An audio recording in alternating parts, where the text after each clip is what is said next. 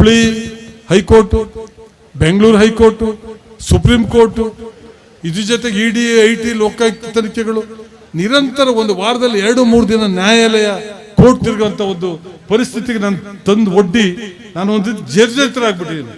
ನಂದು ಒಂದು ಕಳಕಳಿಯ ಮನವಿ ಎಲ್ಲ ಕ್ಷೇತ್ರ ಬಂಧುಗಳಲ್ಲಿ ಅಂತ ಹೇಳಿದ್ರೆ, ನನ್ನಿಂದ ಈ ಕ್ಷೇತ್ರಕ್ಕೆ ಅನ್ಯಾಯ ಆಗಬಾರ್ದು. ನನಗೋಸ್ಕರ ಆ ಮನುಷ್ಯ ದ್ವೇಷದ ರಾಜಕಾರಣ ಮಾಡಿ ಅದರಿಂದ ಕೆಟ್ಟ ಜನರಿಗೆ ತೊಂದರೆ ಕೊಡುವಂತ ಒಂದು ಪರಿಸ್ಥಿತಿ ನಿರ್ಮಾಣ ಮಾಡಿ ಈ ಕ್ಷೇತ್ರದ ಜನರಿಗೆ ಅನ್ಯಾಯ ಆಗಬಾರ್ದು.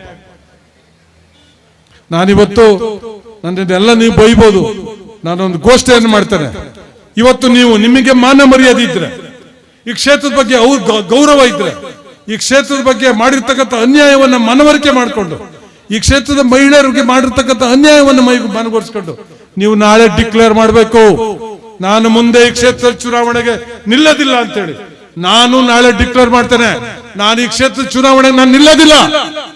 ನಿಮ್ ಜೊತೆ ನಿಂತು ಚುನಾವಣೆ ನಿಲ್ದಲೇ ಇದ್ರು ನನ್ನ ಜೀವ ಕೊಟ್ಟು ಈ ಕ್ಷೇತ್ರದ ಜನರಿಗೆ ದುಡಿತಾರೆ. ನನ್ನ ಜೀವ ತೆಗೆದಿದ್ದೀನಿ, ನನ್ನ ಕುಟುಂಬ ಬೀದಿದ್ದೀನಿ, ದಿನನಿತ್ಯ ಕೋಟಿ ಅನ್ಯಾಯ ಮಾಡಿದ್ರಿ, ನನ್ನ ಹಾಳು ಮಾಡಿದ್ರಿ, ನೀವು ಸಾಲ ಮಾಡಿದ್ರಿ, ನಾನು ಇಷ್ಟೊಂದು ಅನ್ಯಾಯ ಮಾಡಿದ್ರೆ ಜನಕ್ಕೆ, ಇಷ್ಟೊಂದು ಅನ್ಯಾಯ ಮಾಡಿದ್ರೆ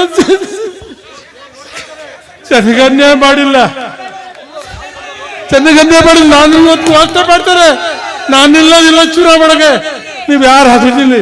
ಆ ಮನುಷ್ಯ ಅಂತ ಕೆಟ್ಟ ಮನಸ್ಥಿತಿ ಮನುಷ್ಯ ಈ ಕ್ಷೇತ್ರದ ಶಾಸಕ ಮತ್ತಾಗಬಾರ್ದು. ಆದ್ರೆ ಈ ಕ್ಷೇತ್ರಕ್ಕೆ ದೊಡ್ಡ ಮಾರಕ. ಯಾರ ಮನೆ ಹೆಣ್ಣು ಮಕ್ಳು ಏನ್ ಮಾಡ್ತಾರೆ ಅಂತ ಗೊತ್ತಿಲ್ಲ, ಎಲ್ಲೂ ಮುಕ್ತವಾಗಿ ಯಾರು ಓಡಾಡಂಗಿಲ್ಲ.